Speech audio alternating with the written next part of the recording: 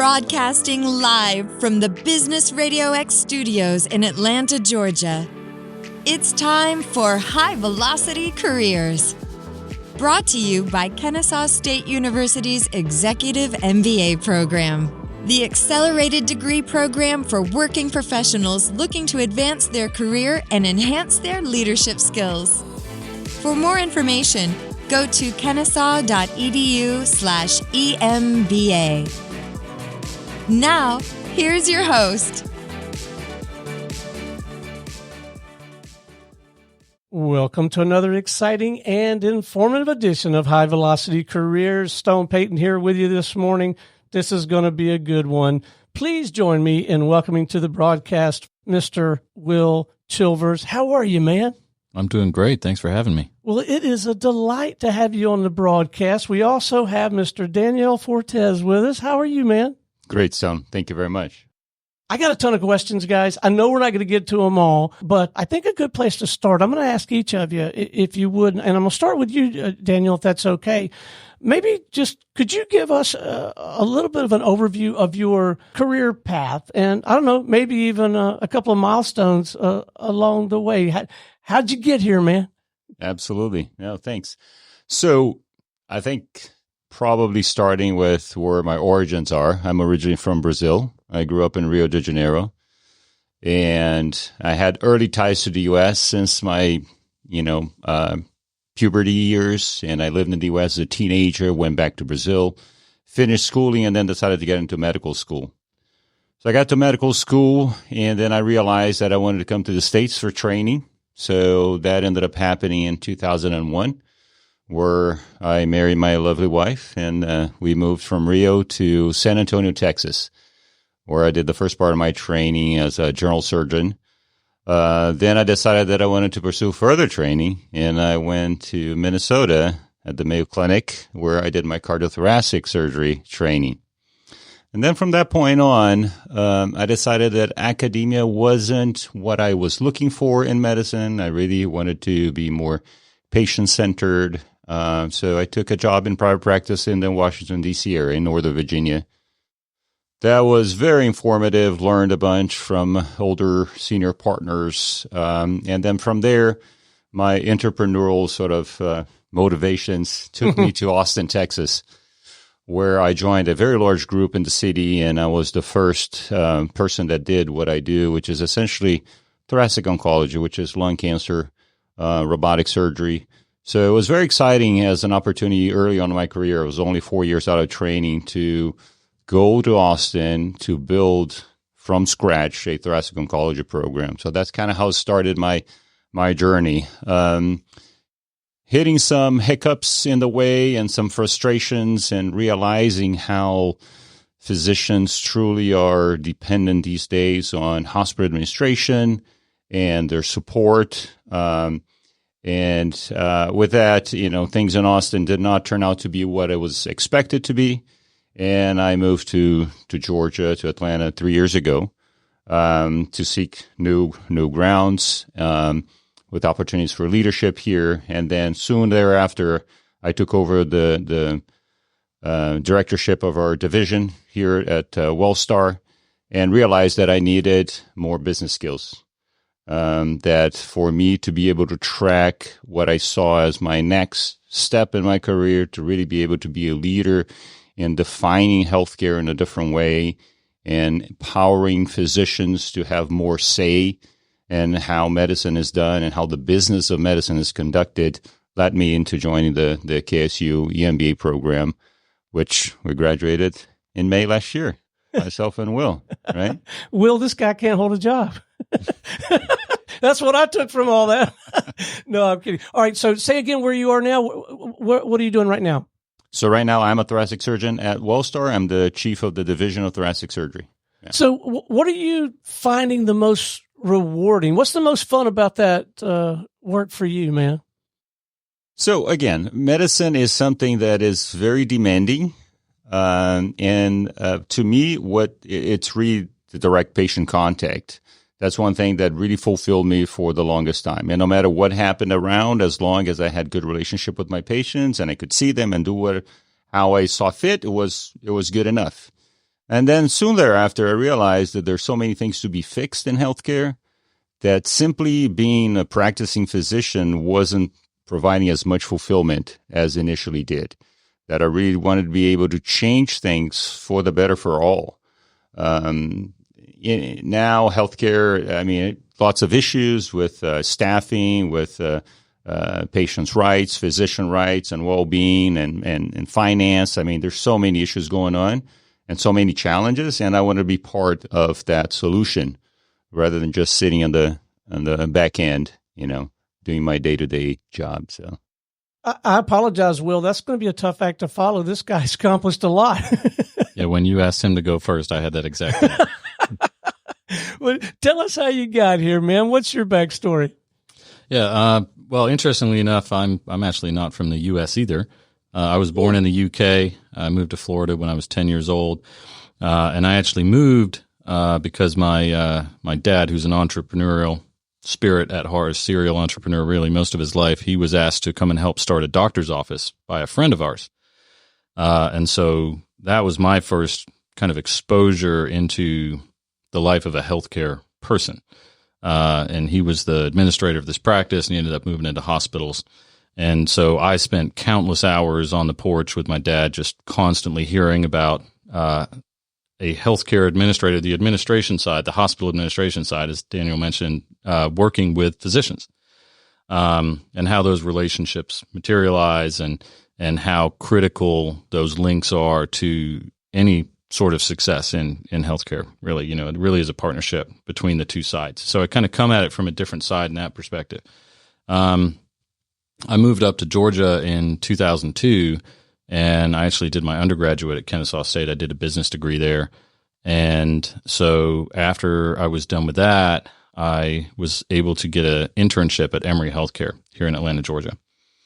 And, speaking of healthcare needing improving and realizing how much it needed that, I actually started as a process improvement analyst after that internship. I was hired on by them after a 2-month internship to be a process improvement analyst at the Emory Clinic.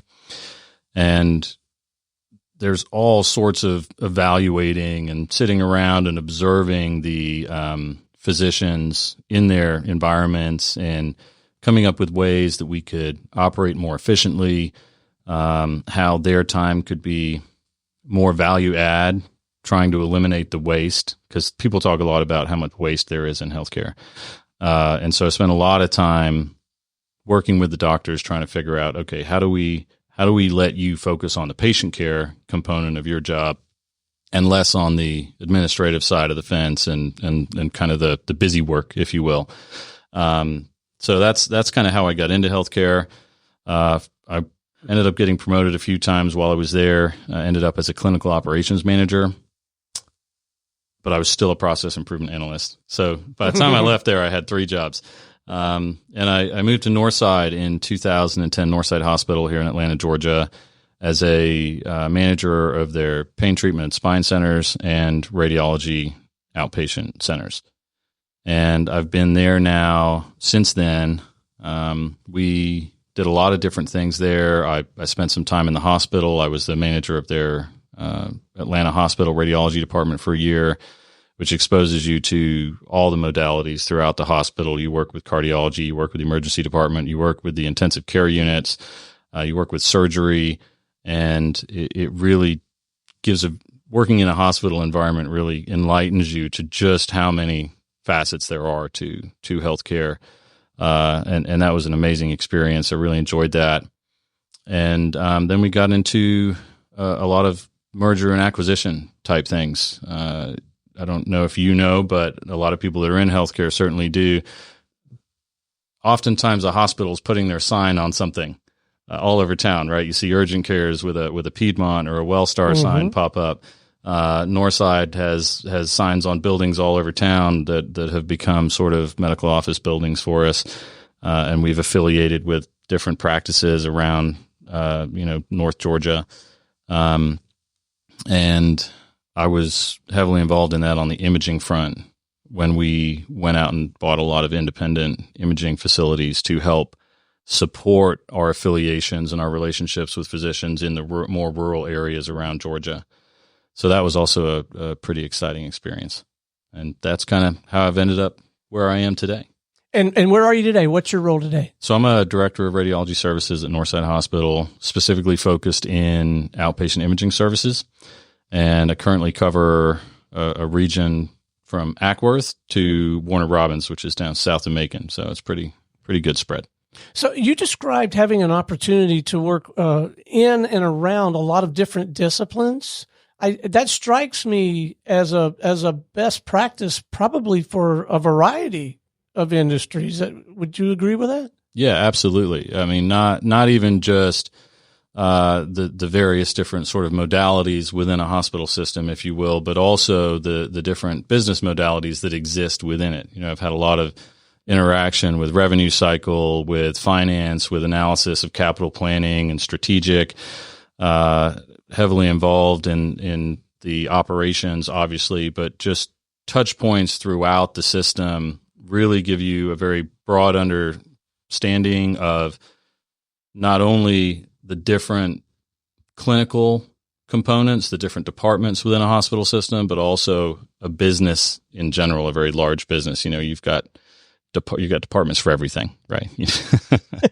And that's the thing that kind of sort of jumping in, that is a striking contrast to the medical delivery part of the system, which is physicians really have absolutely no business background or knowledge. There's nothing that is taught during their entire career unless they did it on their own. Now things are changing finally. This new generation will come with different skills than we had. But all the names that you mentioned, business cycles and et cetera, I mean, there's something that physicians go, what is that? I have no idea, you know. So that dichotomy is huge, because then healthcare is being managed by non-physicians, and physicians don't understand the management of healthcare. So it's crazy. Wow. So what are some of the major leadership challenges that you guys have run into over that path? I wonder if they're very different than they are in other arenas. I'm curious to know things that maybe really caught you off guard, at least the first time you were faced with it. And I'll start with you, Daniel, but I'd love to hear from both of you on that front. So, initial challenges as you start practice, you're like, well, I have a great idea how to make things better, but I have no idea how to make it happen. So I go into a boardroom with a bunch of administrators and I go, this is what we have to do. It's so obvious, right? This is going to improve patient care. It's got all this stuff. And they go, well, it doesn't really work that way. How are we going to do? How are we going to budget for that? So, tell me. And then you go, oh, I have no idea. And then you realize that you might have great ideas, but again, great ideas are plentiful, right? And the matter is how to implement them. And that lack of knowledge is huge in being able to make true changes in healthcare. So I think we need both parts. So I think we need more administrators with more clinical background and vice versa, more clinical people with more administrative background. How about you, Will? Oh, I think that's a really good kind of tee up, because I think, as Daniel was talking about, physicians not having that sort of business background in a lot of cases, and how that creates struggles in those areas, and sometimes misunderstandings, miscommunications about what can be done, what is possible, and why. Because sometimes the why doesn't really jive with us, right? It doesn't give us a good feeling. We're like, that's a silly why. I understand it, but that's a silly why.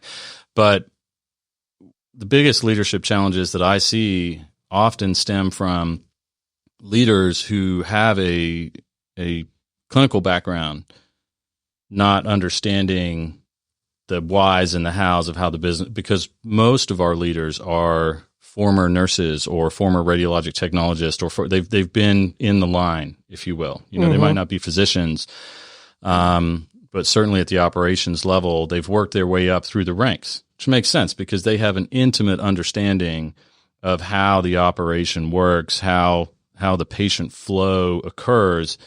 But they don't have any formal training necessarily on how exactly can we make this better? How exactly does this all play in with all of the other stuff in the background that's happening? Like we talked about, if you're a clinical person, you might not understand revenue cycle or all the complexities involved in, not only how do you get the patient on the schedule, but how do you get paid at the end of the day? And so there's a lot of kind of breakdown there. That's not their expertise. And so they're just kind of trying to figure it out. And then on the flip side of it, you have people like myself who have no clinical background other than my own personal experience in healthcare interactions with physicians. And people are like, well, what do you know about how to operate this place? You're not a doctor. You're not a nurse. You're not a tech, you just got a bunch of big ideas and you're standing here spouting at us why we should be doing this differently. And it really is a great thing to see a team come together and see the light bulbs go off to say, oh, from a clinical perspective, you have now enlightened me from a business perspective why this can or can't be done. And then on the business side of the front, someone like myself learning the nuance and the complexities associated with clinical care as to why this great efficient business idea that's going to save money and make money all at the same time maybe isn't in the best interest from a patient care perspective, right?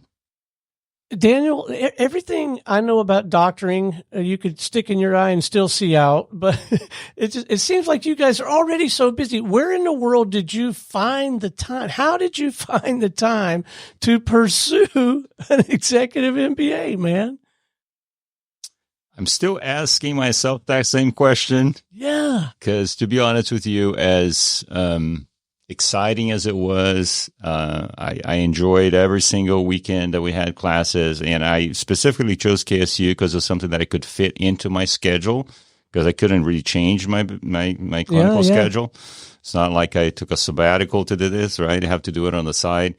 So I enjoyed every single moment, but I mean, it just takes a toll on everything else, right? So actually, by the time we were finishing, I was having my own stress test and EKGs and Holter monitors and check because of stress. Yeah, I mean, it was tough, of course. Many, many long hours on top of regular hours and many weekends on top of the call weekends that already existed. So yeah, it was as hard as it wasn't as hard as training. So in a way, sort of the history behind on how we get to where we get from a clinical perspective helped me, be able to sort of hunk down and get this done. But it was not easy, I tell you that. Well, I certainly applaud you. And I don't mean to dismiss the time commitment and the energy and the resources you invested as well. Will, if you remember, what initially compelled you to pursue an executive MBA? I think there were a lot of different factors. I found myself in different rooms with different levels of people throughout, as I've gotten farther on in my career, where they just seemed so much smarter than I was. And I, at this point in time, I'd been in healthcare for 15 plus years, and I felt like I had a pretty good handle on things. But when you get in the room with, the directors of finance and various different vice presidents, and you listen to things that they're talking about, you start to wonder, maybe I need more tools in the toolbox, or maybe I need to sharpen the somewhat blunt ones that I have right now. And so I kind of felt that way for a little while. I also felt like a lot of the opportunities for advancement and growth in the field often require a more advanced degree than just a bachelor's degree. And so I was like, okay, well, between seeing these people that have these degrees and seeing just how incredibly intelligent they are and the tools that they use to help make their decisions, I'm obviously missing out on something.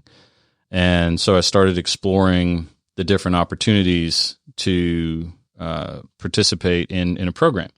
And I actually looked at lots of different programs around the metro Atlanta area. And I ended up coming back to my old alma mater here at Kennesaw State University. And I'm really glad that I did. And part of that was, as Daniel said, the way the program is structured, it really just sort of aligned with my ability to continue working, because I didn't, aside from our local residency and then our international residency at the end of the program, I didn't take any time off work to do the program. As well as the components of both the business modalities, which is part of every MBA program, but the personal and professional development growth track that sort of ran parallel with the program was really kind of exciting to me. I've asked myself a lot of questions over the years about, who am I? What am I doing with my life? Where am I supposed to be? And that was really probably one of my favorite parts of the program, is just learning a lot more about myself. There was a lot of deep introspective thinking and writing that went in alongside this program while we were learning about finance and accounting and economics and marketing. And that thinking is, I thought along the way, is like, nobody's ever made me think like this. Nobody's ever made me really dig down deep inside my soul and bring that out and say, this is who I am, and this is how I got here, and these are the things I want to change, And so on top of that too, the teaming component of it, I think it's very unique. The fact that from the beginning, we're set up in teams, but you don't know. Yeah, say more about that. I think that was the scariest part, if we're being honest. Yeah, there was. All of a sudden, it's like, okay, you're going to sink or swim with your team, so you got to make it work. So from the beginning, you're really learning those interpersonal skills, those leadership skills, those, working as a team kind of principle from the get-go. And I think that is very unique, I think, and great. Because as a son, do I want to sit in a class by myself watching, a finance lesson and then go home, do the homework and come back? No, I want to discuss it. I put this in real perspective on real projects with my team, working together, dividing tasks. So it was phenomenal. And I suspect that's much more accurate reflection of real life. Correct. Right?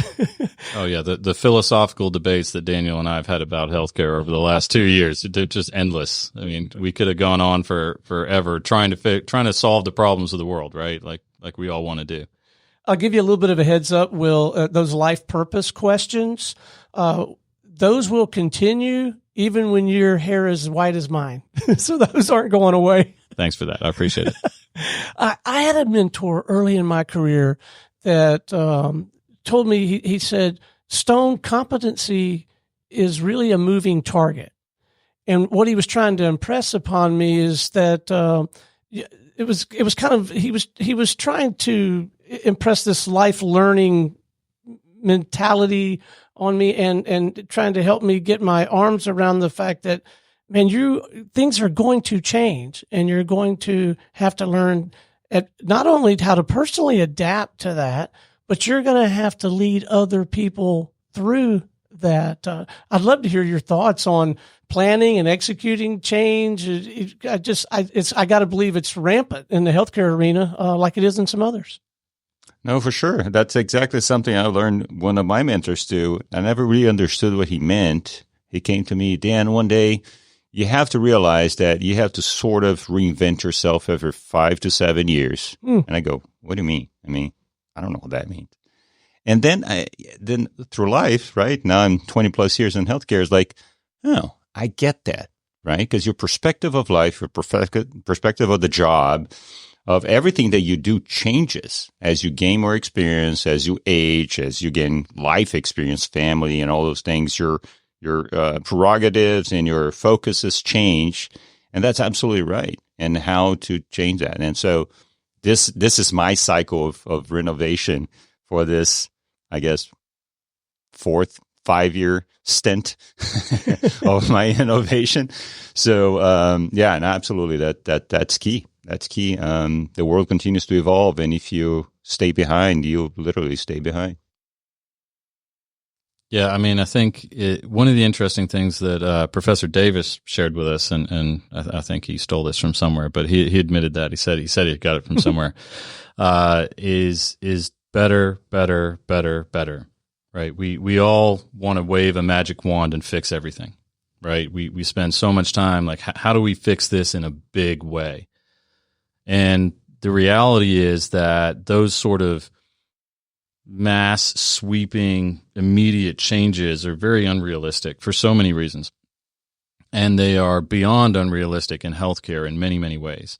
And part of that is because you've got to be able to maintain patient care every minute of every hour of every day. There's no stopping the machine, if you will, right? So you can't say, let's shut this whole place down, tear all this to pieces, and build it all back up in the 21st century, right? We've got thousands of years, really, of evolution in the industry of people being sick and people being made a little bit better and a little bit better and a little bit better. And hopefully our ability to provide care to our patients is better today than it was yesterday. And so in terms of like, how do we do it? How do we keep it up? How do we make these changes? How do we improve? It really is just the ultimate better. Like every single day we're having a conversation about, okay, how do we make this one little thing a little bit better? And for some of us, that can be really frustrating at times because you're like, this whole thing stems from this setup, right? Or the way we bill, or the way we collect, or the way we answer the phones, or the way we still use fax machines, right? Like, gotta love healthcare for that. That is unbelievable. Is that true? Oh yeah. Every single day. True.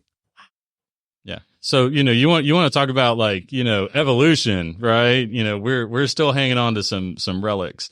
And for different reasons, right? A lot of that is HIPAA compliance. Right? Funnily enough, that's just one of the ways that has been deemed that's a fairly secure way of transmitting information. And nobody can steal a fax, I guess. Yeah, and they don't say that. I'm sure there's ways that can be done. Somebody will post in the comments if that's a thing. Yeah.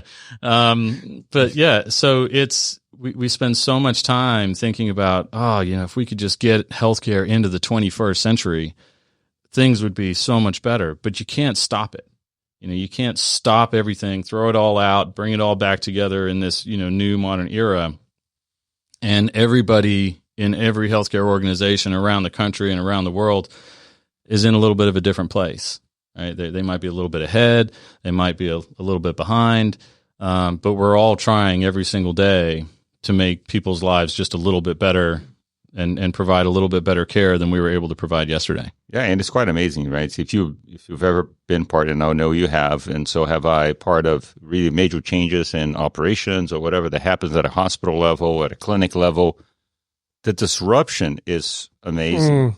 Yeah, right? I guess it's not something you shut down, a production line for a week and you get it done. I mean, you can't, right? So there are people just pouring in, and then all of a sudden your inability to actually care for the people that need you because you wanted to make this one change. And sometimes it's like a software update. I mean, not to mention what just happened recently, but because that shut down all the hospitals in Atlanta, by the way. If people don't know, all hospitals were affected by the CrowdStrike issue. Yeah. Oh, wow. Yeah, I got a call at 3 o'clock in the morning. I need everybody in the hospital here because there's no orders for any of the 700 patients that are in the hospital. The nurses don't know what to give anybody. So we had one printer in the pharmacy printing, prescriptions for every single patient in the hospital at 3 o'clock in the morning so the nurses could keep up their work. I mean, it's to that level. So anyway, it's a pretty tough business. Yeah. And when you disrupt that established pattern, you've got this human dynamic that you're dealing with, and it's not like they're all in the same place mentally at the same time. You've got someone that's like in denial. You got somebody else that's kind of got past it and said, okay, I can do it. I mean, and you're managing a lot of people at all these different stages of how they're going to respond to that disruption, right? Yeah. And then when you realize, how labor intensive healthcare industry is, right? We are the biggest employers on any city that you have big healthcares because the number of people that you actually need people to care for people. So a disruption here, I mean, Wellstar has as many employees just here in the Atlanta metro area than the big, top 10, 500 corporations in the U.S., right? They're spread all over a few, but here it's just so concentrated and so dependent. So if you change one thing, for you to really decimate it through that huge population is ginormous. Yeah, it's interesting. During our international residency, we went to Santiago in Chile, and we met with a mining company. And the gentleman that was speaking was talking about how old their systems are. and how they're constantly having people come in and say, we can automate this, we can digitize this, we can make this more efficient. And the thing that he said, we cannot stop operations. They cannot go down. The robust nature of this system, this process, is critical. And he was talking about it from a revenue perspective, right? Like they made so much money that any interruption to their operations, to their ability to continue to produce out of this mine, was just considered catastrophic because of the money that they would have lost. And you throw that into the healthcare environment, there's a huge impact from a revenue perspective when operations don't work. But you're talking about people's lives, right? You bring in the human element. I mean, really, that's what it comes down to, is your inability, when anything prevents you from being able to care for that patient. Sometimes the seconds matter. I mean, Dan knows this more than anybody in what he does. And so the appetite for risking that in the interest of sweeping changes, in quote, fixing healthcare, right? Like big topic, right? Like healthcare is broken, it needs fixing. But the appetite and the ability to make the kind of changes that, we theorize would quote, fix it, or fix a part of it even, you're always considering that against what the risk is there to your ability to see those patients and care for those patients, and just how delicate that ecosystem can be, as evidenced by the recent CrowdStrike outage. Well, the stakes are so high in your world, and the price of failure. Oh, wow. Yeah. So either one of you get involved at all in recruitment, selection, development of folks? Yeah, Will? Yeah. The reason I'm asking, I'm interested to know, like, what do you look for in terms of leadership skills and credentials and all that? But I'm also kind of interested, do you and your team, do you look for, I'll call them intangibles? Speak to that a little bit. Yeah. I mean, all the time, I often share with my team, I'm like, you got to be a whole package deal. Right. You could be the best tech in the world, the best nurse in the world, quite frankly, the best physician in the world. But if you don't show up, or if you're not punctual and timely, if you're not good with people, right? If it's just not going to work out. You've got to have the bedside manner. You got to have the ability to talk and care and be compassionate, and then and be skillful in whatever modality is that you're in. And so we spend a lot of time. It's easier to assess, do they have the skills, right? You can put them in a room, you can put them on a machine, you can give them an IV start kit, whatever it is, whatever the job is, and say, go, and here, do it on me. Right. And you can determine, okay, they're pretty good with this equipment, whatever that might be. But you spend a lot of your time figuring out, does this person really care?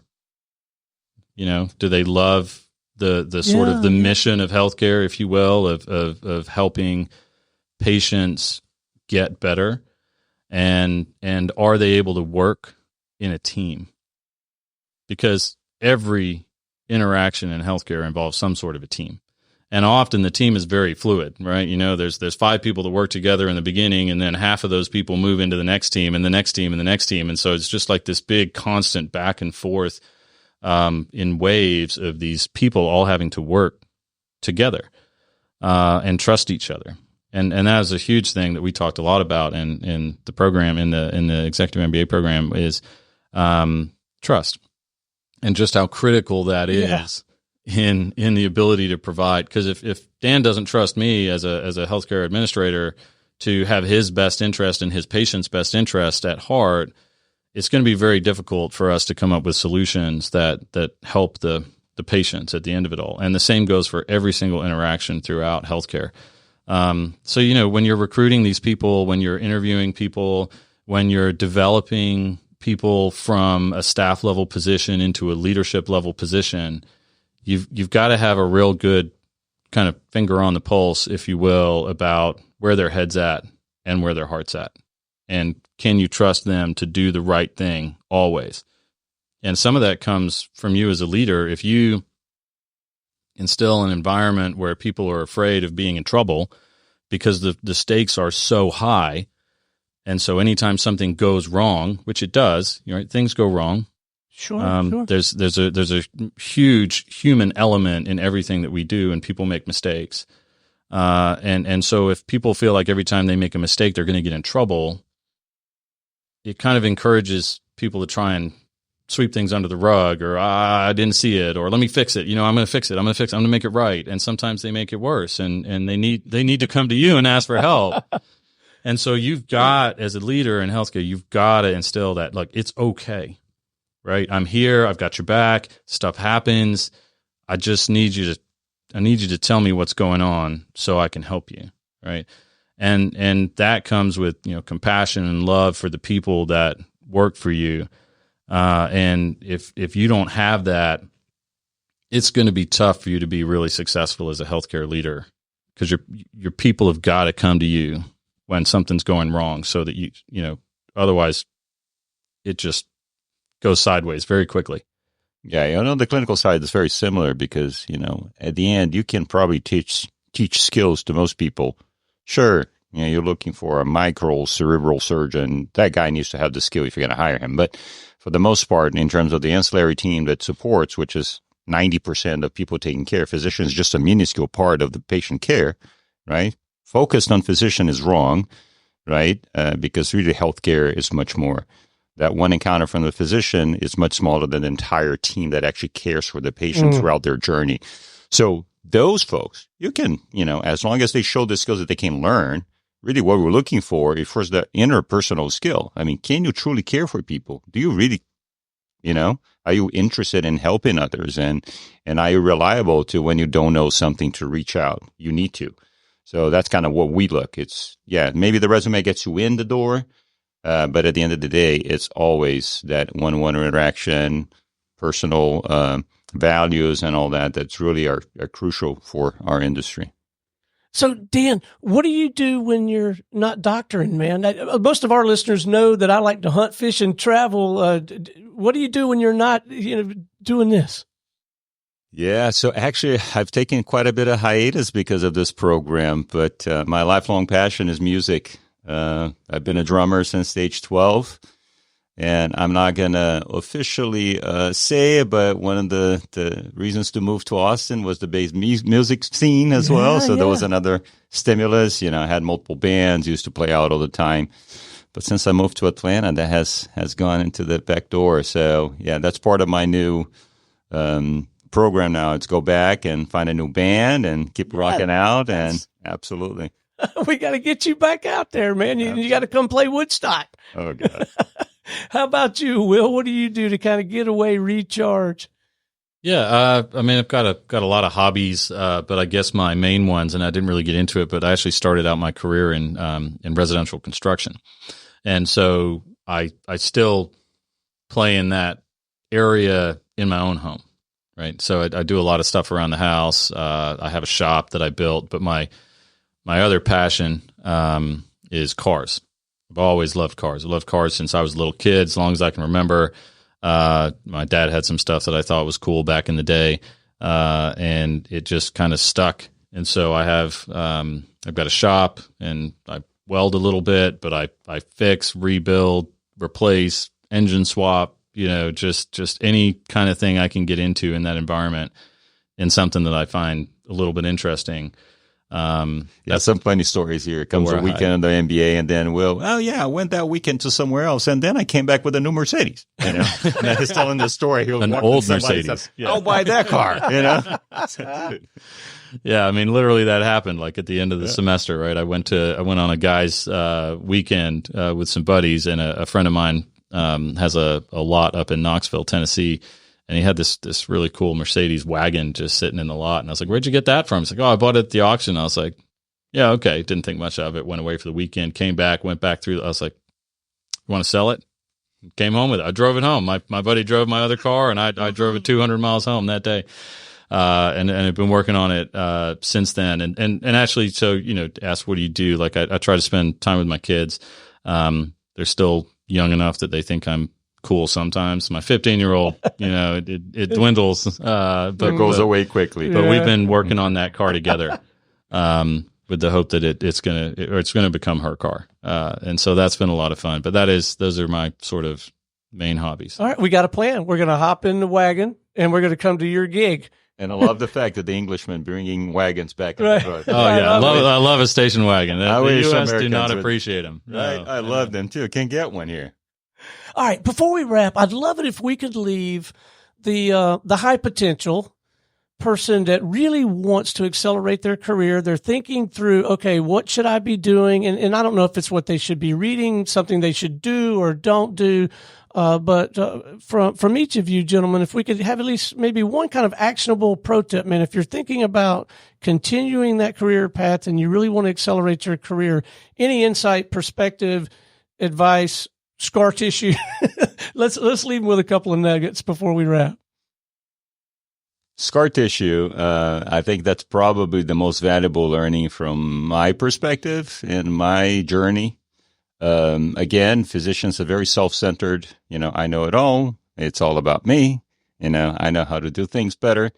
And you realize how small you are in the actual cogwheel of the whole industry and how important it is to develop personal relationships and networking and get so that one-to-one and knowing your administrators and the people. That is absolutely crucial for you to be successful, unless you just want to honk down in your little cub hole and, keep doing the same thing. But then you're like, production, industry person. But, so interpersonal skills, understanding that you are very small, no matter how high power you think you are, how important you think you are. It's just you're still part of a ginormous team and you need to truly be part of it. Yeah, I mean, it really is. People say all the time, it's not what you know, it's who you know. Healthcare especially is a very complicated space, and there are experts in every area, every time you turn around. And if you really think about it, even when you're an expert in one thing, you know 0.1% of what's going on in healthcare as a whole. So, there are many specialists, people that like this is their one focus and this is what they do and they're best at it. But they need help from 1,000 other people to make what they do possible. And I think that understanding that if you're a specialist is critical, right? And if you're not a specialist and you're a real kind of jack of all trades, like I consider myself to be, or jack of many trades, certainly not all trades, understanding how all those pieces go together is very important. So it's really good to get that exposure and see how all the pieces play together. It's critical in terms of your ability to build a team and make things happen, right? Make those better, a little bit better today than yesterday changes, knowing who to call and when. And then that goes back to the relationships, right? And just how critical they are. I often share with my leaders when they come to me and they're like, I just don't understand why this person won't do their job. And I tell them all the time, I'm like, there's a lot going on in this place. I guarantee you they're doing their job, but they might not be doing their job for you.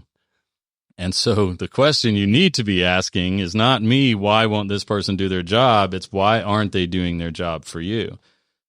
And so knowing who to call and when, and making sure that you have that relationship with that person such that when you pick up the phone or you send them a text or you send them an email or you hit them up on Messenger or whatever media it is that you choose to use, or Skype, right? There's so many of them.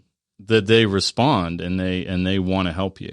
And because a lot of that is, they know that you're just trying to do the right thing. You're just trying to be a good person. You're trying to get healthcare. You're trying to take care of a patient, right? And having that conversation with them to let them know that you care and you understand that they're busy and they got a million other things going on, but this is what you're trying to accomplish. Can they help you?